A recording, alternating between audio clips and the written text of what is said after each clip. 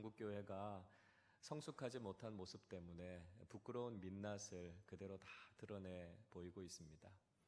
사회적인 책임의식을 결여하고 거룩한 공교회의 정신을 위배하고 사유화하려고 하는 모습 때문에 사회의 지탄의 대상이 되고 있습니다. 윤리적이고 도덕적으로 흠결이 있는 목회자들의 일탈과 범죄에 대한 소식들이 들려올 때마다 목회자인 저도 참 부끄럽고 죄송스러운 마음을 금할 길이 없습니다. 하나님의 말씀을 따라 영적인 윤리를 따라 세상의 빛과 소금이 되어야 할 우리 그리스도인들이 세상의 가치와 또 세상의 힘에 의존하면서 그렇게 빛과 소금의 역할을 하지 못하는 우리 자신의 참 가슴 아픈 자화상들을 우리가 보면서 살아가고 있습니다. 우리가 굉장히 크고 거창하게 이야기할 필요가 없이 우리의 작은 것부터 하나하나 우리가 좀 짚어가는 것이 필요할 것 같습니다. 우리의 가까운 신앙생활 속에서 우리가 해결해야 될 심각한 문제 가운데 하나가 있다면 아마 직분의 계급화가 아닌가 하는 생각이 듭니다. 하나님께서 우리에게 주신 직분, 그것에 대한 오해, 선입견들이 우리의 신앙을 병들어 가게 하고 우리의 공동체를 어렵게 하는 것들을 볼 수 있습니다. 주님께서 우리에게 섬기기 위해서 귀한 직분을 주셨는데 어느 순간엔가 직분이 마치 신분이 상승하는 것처럼 생각하게 되는 경우가 있게 된 거죠. 그래서 시간이 지나면 이 직분이 점점 더 서열화되어지고 그것이 마치 교회 안에서의 힘과 권력인 것처럼 생각되는 잘못된 모습들이 우리의 공동체를 병들게 하고 있는 것이 아닌가 하는 생각이 듭니다. 여러분, 교회는 하나님 나라 공동체입니다. 세상의 질서, 세상의 가치에 따라 움직여서는 우리는 하나님 나라 공동체라고 말할 수 없을 것입니다. 세상과는 다른 하나님의 말씀에 따라 하나님의 질서에 따라 하나님의 공동체를 세워나가는 것이 바로 우리의 모습이 되어야 한다는 것이죠. 그러기 위해서 우리가 가장 먼저 풀어야 될 것 중에 하나가 바로 이 직분에 대한 바른 이해라고 할 수 있을 것입니다. 성경에서 직분이 가장 먼저 등장하는 것은 사도행전 6장입니다. 최초의 교회였던 예루살렘 교회가 구제와 관련된 문제 때문에 갈등을 경험하게 되죠. 그때 이 문제를 해결하기 위해서 7사람의 집사를 세우게 됩니다. 여기에서 나오는 집사라고 하는 헬라어 단어 디아코노스라고 하는 말은 정확하게 섬기는 자라고 하는 말입니다. 공동체를 섬기고 성도들을 섬기기 위해서 세워주신 사람들이 바로 직분자들, 일꾼들이다라고 하는 것이죠. 그런데 우리가 이 생각을 잊어버리게 되면 우리의 신앙도 우리의 교회 공동체도 건강해지지 않게 된다는 것이죠. 그래서 우리가 직분에 대한 바른 이해, 그를 통해서 교회 안에 건강한 리더십을 세워나가는 것이 우리의 신앙과 공동체에 있어서 얼마나 중요한가 하는 것을 다시 한번 깨닫게 되는 것이죠. 우리는 오늘 예수님의 제자로서 우리가 반드시 생각해야 될 크리스천 리더십이 어떤 것인가에 대해서 함께 말씀을 나누는 시간을 가지려고 합니다. 오늘 우리가 읽었던 본문의 말씀은 이제 예수님께서 죽으시기 위해서 갈릴리에서부터 예루살렘으로 올라가시는 그 과정 중에 일어난 사건을 우리에게 보여주고 있습니다. 예수님의 12제자 가운데 특별히 중심 그룹에 있었던 3제자가 있었습니다. 그들이 바로 예수님의 수제자였던 베드로와 세베대의 아들들이었던 야고보와 요한 형제였습니다. 이들은 다른 제자들이 함께 하지 않은 특별한 자리에 함께 있을 수 있는 축복을 누렸습니다. 예수님께서 변화산에 올라가셔서 영광스러운 모습으로 변화될 때 나머지 9 제자들은 산 아래에 있었지만 이들은 변화산에 주님과 함께 있었습니다. 그래서 예수님께서 영광스러운 모습으로 변모하시는 그 장면을 그들이 직접 목도했던 것이죠. 그러니까 예수님의 최측근에 있었던 제자들이라고 할 수 있을 것입니다. 그러다 보니까요, 이들 사이에도 주도권 다툼 같은 것이 있었습니다. 경쟁하는 마음이 있었고 내가 더 커지고자 하는 마음이 그들에게도 있었던 것이죠. 이 3 제자들만이 아니라 다른 제자들도 동일한 마음을 가지고 있었습니다. 그런데 오늘 본문에서 야고보와 요한 형제가 먼저 선수를 쳐서 자신들이 더 유리한 위치를 차지하려고 하고 있었습니다. 그래서 예수님께 청탁을 하게 되죠. 자, 35절 말씀 우리 같이 한번 읽어보겠습니다. 세베대의 아들 야고보와 요한이 주께 나와 여짜오되 선생님이여 무엇이든지 우리가 구하는 바를 우리에게 하여 주시기를 원하옵나이다. 야고보와 요한이 예수님께 아주 담대하게 자신들에게 원하는 것을 해달라 이렇게 요구하고 있습니다. 그들이 원하는 것이 무엇이었습니까? 37절을 보시죠. 여짜오되 주의 영광 중에서 우리를 하나는 주의 우편에 하나는 좌편에 앉게 하여 주옵소서. 예수님께서 영광을 받으실 때 그들에게 가장 높은 자리를 달라 이렇게 부탁하고 있습니다. 주님께서 영광을 받으신다는 게 의미하는 게 무엇입니까? 예루살렘에 올라가셔서 이스라엘의 왕이 될 것을 기대하고 있었습니다. 그래서 예수님께서 이스라엘의 왕이 되시면 가장 높은 자리를 자신들에게 달라고 요구한 것이죠. 그들이 구한 것이 무엇이었습니까? 세상의 영광과 성공이었습니다. 그들은 높은 자리에 앉기를 원했고 세상적인 성공을 원했습니다. 그러나 예수님께서는 예수님이 하시는 일을 이해하지 못하는 이들을 안타깝게 여기셨습니다. 그리고 38절에서 이렇게 말씀하시죠. 38절 말씀 같이 한번 읽어보겠습니다. 예수께서 이르시되 너희는 너희가 구하는 것을 알지 못하는도다. 내가 마시는 잔을 너희가 마실 수 있으며 내가 받는 세례를 너희가 받을 수 있느냐. 예수님께서 지금 그들이 무엇을 구하고 있는지를 모르고 있다고 이야기하고 있습니다. 예수님의 잔과 예수님의 세례를 받을 수 있겠느냐 묻고 계십니다. 그게 뭐죠? 예수님과 함께 죽을 수 있겠느냐? 주님께서 지금 그것을 묻고 계신 것입니다. 그 의미를 깨닫지 못했던 야고보와 요한은 예수님의 좌우편에 앉을 수만 있다면 무엇이든지 할 수 있다고 이야기하고 있습니다. 그러나 그들은 주님의 말씀의 의미가 무엇인지 그 뜻이 무엇인지를 몰랐다는 것이죠. 여러분, 예수님께서는 끊임없이 제자들에게 예루살렘에 올라가시면 고난을 당하게 될 것을 말씀하셨습니다. 3번이나 거듭해서 예수님께서 순환에 대해서 예고하셨습니다. 오늘 본문 앞쪽에 있는 33절과 34절의 말씀 이렇게 기록합니다.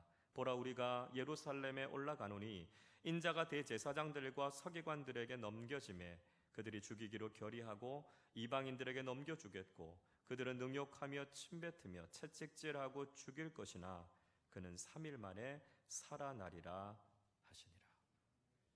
예수님은 분명히 예루살렘에 올라가셔서 죽으실 것이라고 말씀했습니다. 그러나 제자들은 예수님께서 이제 예루살렘에 올라가면 이스라엘의 왕이 될 것이라고 생각하고 있었습니다. 예수님의 말씀에 대해서는 전혀 관심이 없고 딴소리를 하고 있는 제자들의 모습을 우리는 보게 됩니다. 어쩌면 이렇게 예수님의 마음과 예수님의 상황을 이해하지 못할까요? 이런 모습으로 있는 제자들이 예수님의 제자들이라고 이야기할 수 있겠습니까? 여러분, 혹시 우리의 모습은 어떨까요? 오늘날 한국교회의 모습은 오늘 이 제자들의 모습과 비슷하지 않습니까? 예수님께서는 교회가 세상 속에서 십자가를 짊어지고 나아가야 될 것에 대해서 말씀하십니다. 복음에 합당한 삶을 살아가면 고난을 받고 예수님을 따라가는 삶을 살면 세상에서 멸시와 조롱을 받을 것이라고 말씀하셨습니다. 그러나 교회는 세상 속에서 점점 더 영광스럽고 큰 길을 걸어가려고 합니다. 주님께서는 끊임없이 좁은 길과 십자가를 말씀하셨지만 교회는 어떻게 하면 세상 속에서 더 화려해질 것인가, 더 커질 것에 대해서 고민하고 있는 것 같습니다. 그러다 보니까 편법도 쓰고요, 세습도 하게 되는 거죠. 정치적인 권력에 기대기도 하고 돈의 힘에 의지하기도 합니다. 예수님께서는 더 낮아진 모습으로, 더 섬기는 모습으로 나아가라고 말씀하셨지만 교회는 세상 속에서 자신의 힘을 가지고 더 위에 군림하려고 하는 모습이 혹시 오늘날 우리의 모습은 아닌가, 우리 자신을 돌아보아야 한다는 것이죠. 여러분, 이런 모습이 예수님의 옆자리를 탐하고 있었던 야고보와 요한의 모습과 무엇이 다릅니까? 주님께서 말씀하신 것과는 아무 상관없이 헛된 꿈을 꾸고 있다면 우리는 빨리 이 꿈에서부터 깨어나야 한다는 것이죠. 여러분, 예수님께서는 분명히 주님의 제자로 살아가게 될 때 하나님께서 영광을 주실 것이다 말씀하고 있습니다. 오늘 본문 40절의 말씀을 같이 읽어보겠습니다. 내 좌우편에 앉는 것은 내가 줄 것이 아니라 누구를 위하여 준비되었든지 그들이 얻을 것이니라. 평행 본문인 마태복음 20장 23절은 분명히 이렇게 말씀합니다. 내 아버지께서 누구를 위하여 예비하셨든지 그들이 얻을 것이니라. 우리가 예수님의 말씀에 합당한 제자로서 살아가면 하나님께서 우리를 영광스럽게 하신다는 거죠. 그러나 그것은 세상이 주는 것도 아니고 세상적인 방식으로 얻게 되는 것도 아니라고 말씀합니다. 믿음의 방법대로 하나님의 손으로 들어 세워주실 때 우리는 영광스러운 인생을 살아가게 될 수 있다는 것이죠. 우리가 하나님의 말씀에 합당한 삶을 살아가면 하나님께서 우리의 삶에 더해 주시는 것이 바로 영광이라는 사실을 우리에게 말씀해 주고 계십니다. 여러분, 다윗은 이스라엘의 가장 위대한 왕이었습니다. 그러나 그가 영광을 취했던 것은 세상적인 방식으로 얻게 됐던 것이 아니라는 것이죠. 다윗의 원래의 직업은 당시에 가장 천박한 직업 가운데 하나였던 양치기였습니다. 다윗이 왕이 됐던 것은 사울의 권력과 영합해서 사울의 옆자리에 앉아 있었기 때문에 왕위를 이어받았던 것이 아니었습니다. 하나님께서 그에게 기름 부어 주셨고 그를 들어 세워 주셨기 때문에 이스라엘의 가장 위대한 왕이 될 수 있었던 것이죠. 다윗은 그 영광의 비밀에 대해서 분명히 알고 있었습니다. 그래서 역대상 29장 11절 12절에서 다윗은 이렇게 고백하고 있습니다. 여호와여, 위대하심과 권능과 영광과 승리와 위엄이 다 주께 속하였사오니 천지에 있는 것이 다 주의 것이로소이다. 여호와여, 주권도 주께 속하였사오니 주는 높으사 만물의 머리이심이니이다. 부와 귀가 주께로 말미암고 또 주는 만물의 주제가 되사 손에 권세와 능력이 있사오니 모든 사람을 크게 하심과 강하게 하심이 주의 손에 있나이다. 다윗은 영광과 권능과 위엄과 위대하심이 하나님께 있다고 고백하고 있습니다. 사람을 강하게 하시는 것, 사람을 크게 하시는 것이 다 하나님의 손에 있다고 이야기하고 있습니다. 우리도 이 사실을 고백해야 된다는 거죠. 영광은 어디에서부터 옵니까? 하나님으로부터 오는 것입니다. 하나님께서 그 사람을 들어 세워주실 때 우리는 하나님께서 주시는 영광을 누리게 된다는 것이죠. 이것이 바로 우리가 이 세상을 살아가는 동안 영광을 누리게 되는 비결이라는 사실을 잊지 말아야 한다는 것입니다.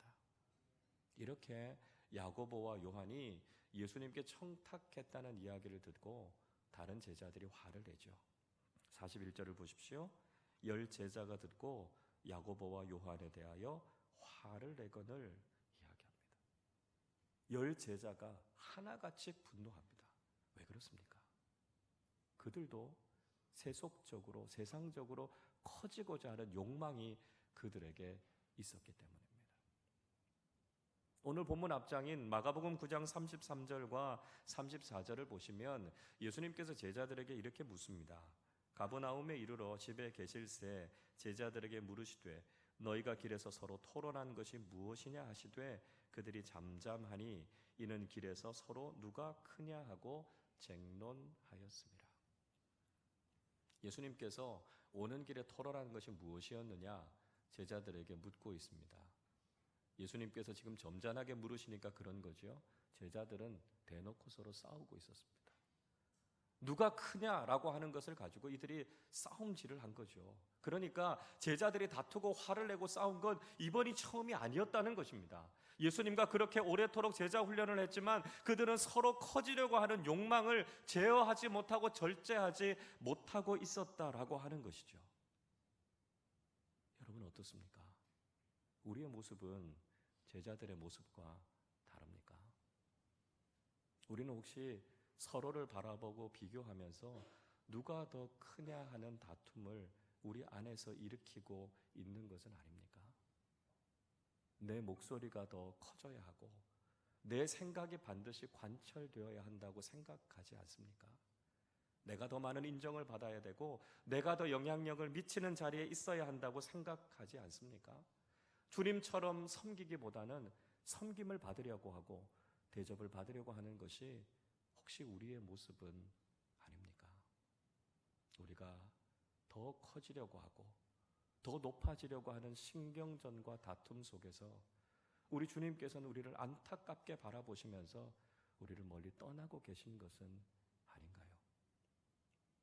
주님께서 그렇게 복음에 합당한 삶을 살아가라고 말씀하셨지만 우리는 복음의 말씀과는 전혀 상관없이 살아가고 있지는 않습니까? 예수님께서는 제자들이 진정한 크리스천 리더들이 되기를 원하셨습니다.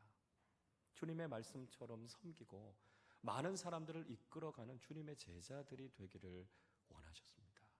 그러기 위해서는 그들이 세속적인 리더십과는 다른 크리스천 리더십을 가져야 될 것을 말씀하셨습니다. 먼저 예수님께서는 세속적인 리더십은 군림하는 리더십이라고 말씀하셨습니다. 오늘 본문 42절의 말씀을 우리 같이 한번 읽어보겠습니다. 예수께서 불러다가 이르시되 이방인의 집권자들이 그들을 임의로 주관하고 그 고관들이 그들에게 권세를 부리는 줄을 너희가 알거니와. 세상의 통치자들은 사람들을 자기 마음대로 하려고 한다고 이야기합니다. 자기의 손안에 사람들을 넣고 내 마음대로 주무르려고 하는 것이죠. 사람들을 억압하고 그들 위에 군림하려고 합니다. 그리고 이야기합니다. 내 말 잘 들어. 내 말대로 하라면 큰일 날 줄 알아. 내가 누군지 알아? 내 말에 따르지 않으면 큰 코 다칠 줄 알아. 사람들을 이렇게 위협하고 그 위에 군림하려고 합니다. 내가 얼마나 강한 존재인지를 과시하려고 하는 것이죠. 그러나 적어도 예수님의 제자들은 달라야 한다고 말씀하십니다. 오늘 본문 43절과 44절 말씀 우리 같이 읽어보도록 하겠습니다. 너희 중에는 그렇지 않을지니 너희 중에 누구든지 크고자 하는 자는 너희를 섬기는 자가 되고 너희 중에 누구든지 으뜸이 되고자 하는 자는 모든 사람의 종이 되어야 하리라. 먼저 예수님께서는 우리가 크리스천 리더가 되고자 하는 거룩한 소원을 가질 것을 말씀하십니다. 누구든지 크고자 하는 자는, 누구든지 으뜸이 되고 싶은 사람은 이야기하고 있습니다. 우리가 공동체를 이끌어가는 건강한 크리스천 리더가 되고자 하는 소원과 열망이 우리에게 있어야 한다는 것입니다. 그러나 그것은 세상의 방식과는 달라야 한다는 것이죠. 너희는 그렇지 않을지니 라고 이야기합니다. 세상 사람들은 다 그렇게 살아갈지라도 우리의 삶은 달라야 한다는 것입니다. 여러분, 믿음의 영향력은 다름에서부터 옵니다. 우리가 세상과 구별된 삶을 산다는 건 세상과 다르게 살아간다는 것을 이야기합니다. 더 커지고자 하는 사람은 섬기는 자리에 서야 한다고 말씀합니다. 으뜸이 되고 싶은 사람은 종의 모습이 되어야 한다고 이야기합니다. 세상이 이야기하는 것과는 전혀 다른 모습이죠. 그러나 주님의 말씀에 따라 순종하며 살아가는 사람들이 진정한 주님의 제자들이 될 수 있다고 말씀하고 계신 것이죠. 헤르만 헤세가 쓴 소설 동방순례라고 하는 작품에 보면 이런 이야기가 나옵니다. 주인공이 한 종교 집단의 결맹의 일원이 돼서 순례의 길에 오르게 됩니다. 동방이라고 하는 이상향을 찾아서 떠나게 되죠. 그 순례단에 레오라고 하는 하인 한 사람이 있었습니다. 이 사람이 굉장히 특별한 사람입니다. 이 사람은 다른 사람들의 짐을 날라주기도 하고 그러면서도 사람들의 마음을 끄는 아주 독특한 매력이 있는 사람이었습니다. 굉장히 즐겁게 일하는 사람이었고요. 필요할 때만 나타나고 그렇지 않을 때는 모습도 보이지 않는 아주 이상적인 하인이었습니다. 그런데 그 순례 길 도중에 이 레오가 실종이 됩니다. 그리고 그 후에 나타나는 재미있는 현상은 순례단이 극도의 혼란과 불안 속에 빠지게 됩니다.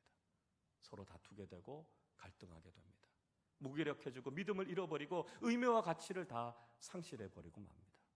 그런 과정 중에 이 주인공이 순례의 길에서 이탈하게 되죠. 그리고 이 동방순례라고 하는 글을 쓰게 됩니다. 이 글을 쓰는 과정 중에 레오와 다시 재회하게 됩니다. 그러나 주인공은 죄책감을 느끼게 되죠. 결명을 배반하고 순례의 길에서 이탈하게 된 것에 대해서 양심의 가책을 느끼고 결국은 결명에 자신의 죄를 자백하고 심판을 받게 됩니다. 그 심판을 받게 될 때 자신을 심판하는 최고 지도자, 심판자의 위치에 앉아 있는 사람이 레오라는 것을 발견하게 됩니다. 겉으로 볼 때는 하인처럼 보였지만 그 결명의 지도자였던 레오의 모습은 섬기는 리더십의 모습이 무엇인지를 단적으로 보여주는 아주 중요한 내용이라고 할 수 있습니다. 여러분, 무엇보다도 섬김의 리더십을 우리에게 가장 분명하게 보여주신 분은 예수 그리스도이십니다. 요한복음 13장의 말씀을 읽어보면 유월절 전에 예수님께서 십자가를 지시기 전에 예수님께서 제자들의 발을 다 씻어주십니다. 이스라엘은 건조한 땅이고 샌들을 신고 다니는 사람들의 발에는 늘 흙먼지가 가득 묻어 있었습니다. 그래서 손님이 그 집에 방문하게 되면 하인은 가장 먼저 와서 물을 떠서 손님들의 발을 씻어 주었습니다. 그런데 그 집에는 하인이 없었는지 누구도 예수님의 일행의 발을 씻어주는 사람이 아무도 없었습니다. 그렇다고 해서 제자들 중에 누구 하나 나서서 발을 씻어주는 사람도 없었습니다. 그도 그럴 것이 서로 누가 더 크냐를 가지고 다투고 있었던 제자들이 남의 발을 씻어주는 종의 일을 자처할 리가 없었을 것입니다. 그때 예수님께서 겉옷을 벗으시고 수건을 허리에 두르시고 대야에 물을 떠서 제자들의 발을 씻어주셨습니다. 제자들의 발 앞에 무릎을 꿇고 그들의 발 하나하나를 주님께서 닦아주셨습니다. 제자들의 발을 다 씻어주시고 식사를 마치고 나신 이후에 예수님께서 요한복음 13장 13절 14절에서 이렇게 말씀하십니다. 너희가 나를 선생이라 또는 주라 하니 너희 말이 옳도다. 내가 그러하다. 내가 주와 또는 선생이 되어 너희의 발을 씻었으니 너희도 서로 발을 씻어주는 것이 옳으니라. 예수님께서는 제자들의 스승이셨습니다. 아니, 그들의 주인이셨고 그들의 리더이셨습니다. 그런 예수님께서 제자들의 발을 씻어주셨습니다. 종이 되신 것이죠. 그리고 그렇게 하는 것이 옳다고 말씀하셨습니다. 누구든지 그리스도의 제자가 되려고 하면, 누구든지 크리스천 지도자가 되려고 하면 주님처럼 낮아진 모습으로, 섬기는 모습으로 그 발을 닦아주어야 할 것을 주님께서 몸소 우리에게 보여주신 것이죠. 예수님의 섬김은 결국 희생으로까지 이어지게 됩니다. 오늘 본문 45절의 말씀을 우리 같이 읽어보도록 하겠습니다. 인자가 온 것은 섬김을 받으려 함이 아니라 도리어 섬기려 하고 자기 목숨을 많은 사람의 대속물로 주려 함이니라. 예수님께서 이 땅에 오신 목적은 섬기기 위해서라고 말씀하십니다. 그리고 예수님의 섬김은 당신의 생명을 기꺼이 내어주는 십자가의 희생으로 이어지게 됩니다. 예수님의 섬김의 절정은 십자가였습니다.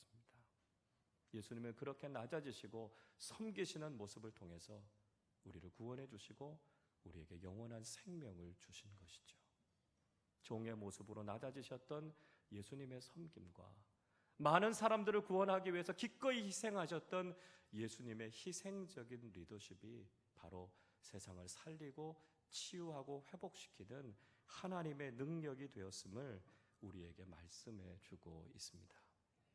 여러분, 우리 그리스도인들이 보여야 되는 리더십의 모습이 바로 이런 모습이어야 한다는 것이죠. 주님의 섬김을 본받는 사람들이 되실 수 있기를 바랍니다. 제자들처럼 누가 서로 크냐를 다투는 모든 다툼을 내려놓고 서로의 발을 씻어주는 주님의 제자들이 되실 수 있기를 바랍니다.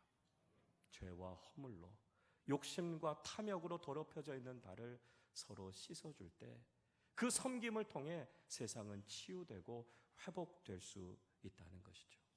세상 사람들처럼 우리도 더 커지기를 원하고 우리도 더 높아지기를 원한다면 이 세상이 치유될 수 있고 회복될 수 있는 길은 없습니다.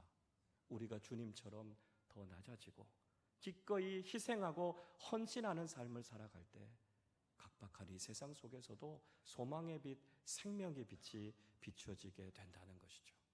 주님께서 섬기기 위해 이 땅에 오셨고 기꺼이 당신의 생명을 우리에게 내어주신 것처럼 우리도 주님처럼 그렇게 섬기는 삶을 살아갈 때 비로소 이 세상이 새로워지는 하나님의 은혜를 경험하게 된다는 것이죠.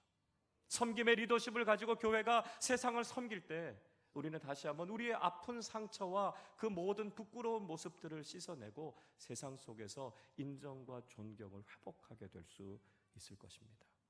교회는 잃어버린 영광과 권위를 다시 찾게 될 것이고 세상은 교회 속에서 다시 소망을 발견하게 될 것입니다. 그 영광과 그 기쁨을 기대하면서 우리가 오늘도 주님처럼 섬기는 주님의 제자로 살아가시기를 주님의 이름으로 축원합니다. 우리 교회는 12월에 교회를 섬길 직분자들을 세우는 귀한 일들을 하려고 합니다. 다음 주일 재직회를 통해서 11월 둘째 주일 공동의회를 통해서 이 일들을 우리가 구체적으로 어떻게 진행할 것인지 그 절차와 과정에 대해서 여러분들에게 자세하게 소개해 드리도록 하겠습니다. 여러분, 무엇보다 우리가 말씀의 은혜로부터 출발하실 수 있기를 바랍니다. 지난 한 주 하나님께서 우리에게 말씀의 은혜를 더해 주시고 하늘의 사랑을 경험하게 하신 그 은혜를 기억하면서 주님의 그 사랑에 응답하며 주님께서 기뻐하시는 사명에 충성하는 우리 모두가 되실 수 있기를 바랍니다. 우리는 세상의 방식이 아니라 믿음의 방식을 걸어갈 것입니다. 군림하는 사람들을 세울 것이 아니라 낮아지고 섬기는 사람들을 세울 것입니다. 주님처럼 기꺼이 서로의 발을 씻어줄 수 있는 겸손한 섬김의 리더를 세우게 될 것입니다. 주님을 위해, 교회를 위해 기꺼이 헌신하고 애쓰는 주님의 일꾼들을 세우게 될 것입니다. 여러분, 이 일을 위해서 기도로 준비해 주시기를 바랍니다. 이 일이 우리 교회에 큰 축복이 될 줄로 믿습니다. 주님을 꼭 닮은 주님의 일꾼들이 우리 교회 안에 많이 세워져서 주님의 영광을 위해 더 귀하게 쓰임받는 우리 아름다운 교회가 될 수 있기를 바랍니다. 우리는 지난 8주 동안 예수 그리스도의 제자가 어떤 모습인지 하나님의 말씀을 함께 나누었습니다. 말씀이 삶이 되는 제자 공동체가 과연 어떤 길을 걷고 어떤 모습이어야 할지를 주님의 말씀을 통해 다시 한번 새겨보았습니다. 여러분, 주님께서 찾으시는 신실한 제자들이 되실 수 있기를 바랍니다. 주님이 원하시고 주님이 기뻐하시는 제자들이 되실 수 있기를 바랍니다. 우리가 이 세상을 살아가는 목표는 세상의 성공이 아니라 주님의 제자가 되는 것임을 잊지 마시기를 바랍니다. 주님처럼 섬기고 주님을 꼭 닮은 예수 그리스도의 제자들이 우리 교회 안에 넘쳐날 수 있기를 바랍니다. 우리 아름다운 교회가 성숙하고 훌륭한 믿음의 사람들, 예수 그리스도의 제자로 가득해서 주님의 마음을 시원하게 해드리는 아름다운 믿음의 공동체가 되시기를 주님의 이름으로 축원합니다. 기도하겠습니다. 하나님 아버지, 감사합니다. 지난 8주 동안 마가복음의 말씀을 통해 예수 그리스도의 제자가 어떤 모습이어야 할지 말씀을 통해 우리를 깨우시고 우리에게 도전해 주셔서 감사를 드립니다. 하나님 아버지, 예수님처럼 섬기는 사람들, 예수님처럼 희생적인 리더십을 발휘하며 주님의 교회를 섬기며 세상을 섬기는 그리스도의 제자들이 되게 하여 주시옵소서. 한국교회의 부족하고 부끄러운 모습들을 주님 용서하여 주시고 우리가 먼저 말씀 안에 새로워져서 온전한 예수 그리스도의 제자로 서는 우리 모두 되게 하여 주시옵소서. 하나님, 우리 아름다운 교회 안에 예수님을 꼭 닮은 주님의 제자들이 더 많아지게 하여 주셔서 주님의 손이 되고 주님의 발이 되어 세상을 섬기고 치유하는 귀한 사명을 잘 감당하게 하여 주시옵소서. 그래서 말씀이 삶이 되는, 복음이 삶이 되는 제자 공동체로서는 우리 모두 되게 하여 주옵소서. 감사드리며 우리 주님 예수 그리스도의 이름으로 기도하옵나이다. 아멘.